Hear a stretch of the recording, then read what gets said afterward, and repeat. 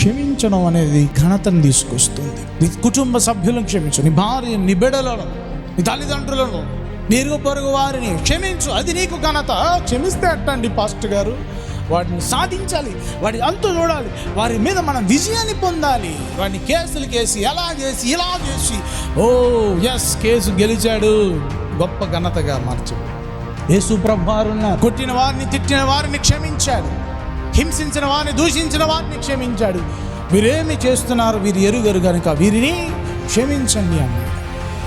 క్షమించడం ద్వారా నా యేసుక్రీస్తు ప్రభువారు కూడా ఘనతను వహించాడు. హల్లెలూయా. ఇప్పటికీ కూడా ఈ లక్షణాన్ని బట్టి గొప్పగా చెప్పుకుంటారు.